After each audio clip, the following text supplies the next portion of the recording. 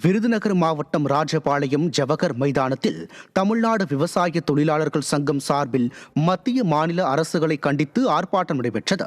மகாத்மா காந்தி தேசிய ஊரக வேலை உறுதியளிப்பு திட்டத்திற்கு கூடுதல் நிதி ஒதுக்கீடு செய்யவும், ஊதிய நிலுவையை உடனடியாக வழங்கவும் மத்திய மாநில அரசுகளை வலியுறுத்தி ஆர்ப்பாட்டம் நடைபெற்றது. இதை கண்ட பொதுமக்கள் மைனாரிட்டி பாஜகவுடன் திமுகவின் ரகசிய கூட்டணியை அதன் கூட்டணியில் உள்ள கம்யூனிஸ்ட் கட்சியின் விவசாய சங்கம் எளிமையாக விலக்கிவிட்டதாக விமர்சிக்கின்றனர்.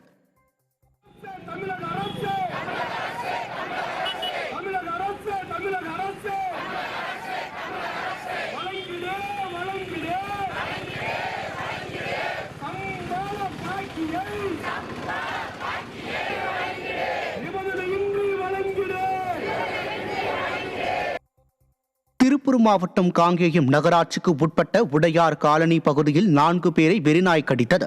9வது வார்டு உடையார் காலனி பகுதியில் 3 நபர், நகராட்சி தூய்மை பணியாளர் ஒருவர் என 4 பேரை நாய் கடித்ததில் காயமடைந்து மருத்துவமனையில் அனுமதிக்கப்பட்டுள்ளனர்.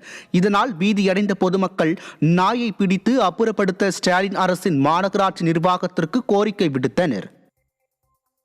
திருவண்ணாமலை மாவட்டத்தில் உரிய அனுமதி பெறாமல் இயங்கும் 100க்கும் மேற்பட்ட ஜல்லி ஆலைகளால் ஆண்டுக்கு 2500 கோடி ரூபாய் அளவுக்கு இழப்பு ஏற்படுவதாக தமிழ்நாடு மாநில மணல் லாரி உரிமையாளர்கள் சங்கங்களின் கூட்டமைப்பினர் குற்றம் சாட்டியுள்ளனர்.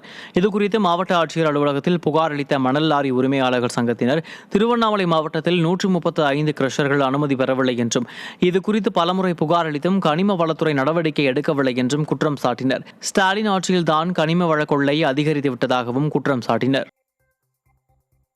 திருவள்ளூர் மாவட்டம் திருத்தணியை அடுத்த அக்கூர் கிராமத்தின் ஊராட்சி சேவை மைய கட்டடம் சமூக விரோதிகளின் கூடாரமாகியுள்ளது. 15 லட்சம் ரூபாய் மதிப்பீட்டில் கட்டப்பட்ட ஊராட்சி சேவை மைய கட்டடம் மின் இணைப்பின்றி பாழானதால் சமூக விரோதிகளின் தவறான செயல்களுக்கு பயன்பட்டு வருகிறது. ஸ்டாலின் அரசின் மாவட்ட நிர்வாகம் சீர் செய்ய விரைந்து நடவடிக்கை எடுக்க வேண்டுமென அக்கூர் கிராமத்தினர் கோரிக்கை விடுத்துள்ளனர்.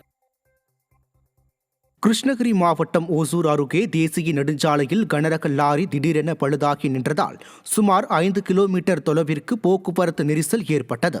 பெங்களூர் சென்னை தேசிய நெடுஞ்சாலையில் சுண்டகிரி என்னும் இடத்தில் ஒசூரை நோக்கி வந்த கனரக லாரி பழுதாகி நின்றது. இதையடுத்து வாகனங்கள் கிருஷ்ணகிரி நோக்கி செல்லும் எதிர் திசை சாலையில் செல்ல முயன்றதால் இருபுறமும் வாகனங்கள் போக்குவரத்து நெரிசலில் சிக்கியதால் வாகன ஓட்டிகள் கடும் சிரமத்திற்கு உள்ளாகினர்.